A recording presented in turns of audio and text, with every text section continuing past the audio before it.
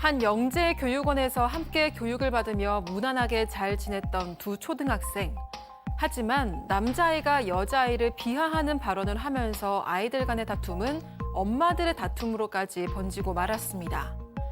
갈등의 골이 깊어질 대로 깊어진 상황에서 또 다른 일이 터지고 말았는데요.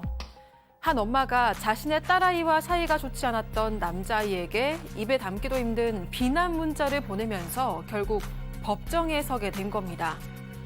문제가 된 문자에는 어떤 내용이 담겼고 재판부는 이 사건에 대해 어떤 판단을 내렸을까요?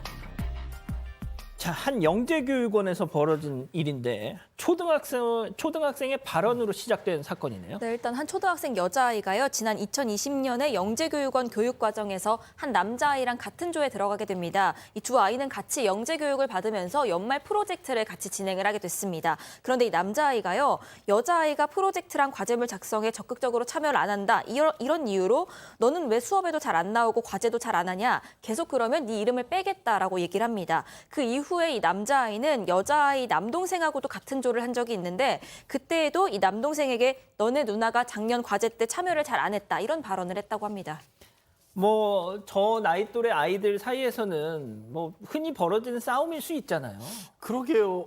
저는 이걸 가지고 저희가 어렸을 때를 되돌아보면 훨씬 심한 일도 좀 있었긴 한데 각자 사정이 있으니까 어쨌든 그 이후에 그 아이들끼리 끝난 게 아니라 문제는 저런 얘기를 이제 들은 여자아이의 엄마가 왜 남자아이가 내 아이를 비하하느냐라면서 이걸 학교폭력위원회에 신고를 한 겁니다.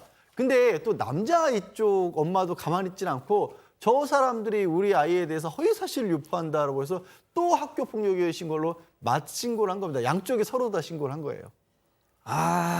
이거 승현님. 예, 사실 저도 이게 앞뒤를 조금 더 알면 좋겠어요. 지금 나와 있는 이야기는 그냥 우리가 어떤 그 과제물에 잘 참석하지 않는다라는 이야기가 이렇게 크게 이루어졌다는데 아마 두 사람, 이 남자친구와 이 여자친구 사이에 굉장히 큰 갈등의 골이 있었는 것 같아요. 저희 어릴 때 영재교육 가다 보면 굉장히 그쪽에 부모님들이 굉장히 아이들에 대한 열성을 가지고 있는 거잖아요. 그러다 보니까 이야기했다시피 이렇게 얘기하는 거죠. 너희 아들이 우리 딸 욕했잖아. 이렇게 막 따지니까 그 반대편에서는 무슨 소리야. 너희가 우리에게 허위 신고를 했잖아. 라고 부모 싸움이 되니까 아이들도 지금 굉장히 더 서먹서먹한 사이가 되어 있답니다. 특히 이제 이 여자아이의 어머니가 한 고등학교 교사로 지금 재직 중이라는 건데 이제 영재 교육을 받다 보면 아무래도 아이들도 그 부모님들도 그렇죠. 약간 좀 경쟁 의식이랄까요? 네. 아무튼 좀 그런 게 있을 법도 해요. 그러면서 더 큰 문제가 하나 터진 게 이제 지난해 9월에 이제 이 딸아이의 엄마, 40대 엄마가 딸아이로부터 이런 얘기를 듣습니다. 그 남자애랑 남자 엄마가 이렇게 얘기했어. 쟤 같은 애가 왜 여기 있어? 재수 온 붙었네. 이렇게 말하는 걸 내가 들었어. 라고 이 남자아이 어머니하고 남자아이가 그렇게 했다는 얘기를 이 여자아이 어머니가 듣고 이제 분노가 더 커졌던 것 같습니다. 재수 옴 붙었다. 자, 이 험담을 들었다는 이 딸의 이야기를 전해 들은 이 엄마. 그 남자의 엄마한테 그냥 이걸 풀었으면 좋은데 그 남자아이한테 풀었습니다. 예, 그래서 지금부터 좀 뭔가 좀 사달이 나기 시작할 텐데요. 체크포인트 짚어보죠. 인간 말종. 네, 이 엄마가 화가 나서 이 사건 당일 오후 5시부터 한 7시 48분쯤까지 13차례에 걸쳐서 이 남자아이한테 직접 문자를 보낸 겁니다. 그런데 그 내용이 주로 그 어머니를 비난하는 내용이었고요.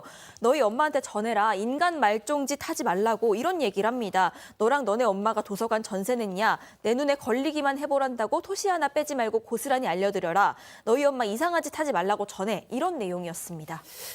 승현님 그러니까 네. 이거를 그 남자의 엄마한테 차라리 그냥 풀었다면 사실 이게 지금 여자 그 교사라고 이야기를 하잖아요. 우리가 그 교육이란 걸 약간 좀 어려운 단어로 페다고지라는 이야기를 쓰는데 길을 가르쳐 주는 거라고 이야기를 하거든요. 그러면 당사자에게 직접 이야기를 했으면 좋은데 그 아이에게 이런 말을 들으면 그 아이는 어떤 생각이 들겠습니까? 당연히 아이는 끝까지 그 말이 트라우마로 남을 건데 왜 이렇게 했을까? 조금만 그 부모들이 더 신경을 쓰고 조금만 아이를 배려했으면 어땠을까라는 생각은 지울 수가 없습니다.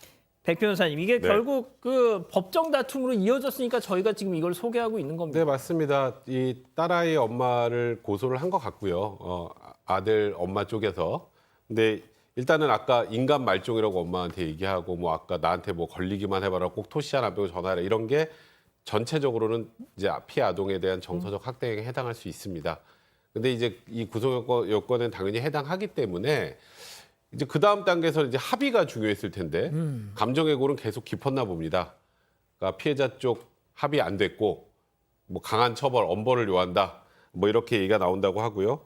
이제 그러다 보니까 일단은 뭐 어쨌건 이게 상황이 어느 정도 우리도 하면 안 되지만 이런 정도 상황이었다는 그 격한 감정 때문에 나온 우발적인 범행이라는 건 어느 정도 인정이 되겠죠. 그래서 벌금 200만 원이 선고가 됐는데 이게 여기까지 와야 될 일이었는지에 대해서는 뭐 두고두고 생각해 볼 만한 상황인 것 같습니다. 하, 참.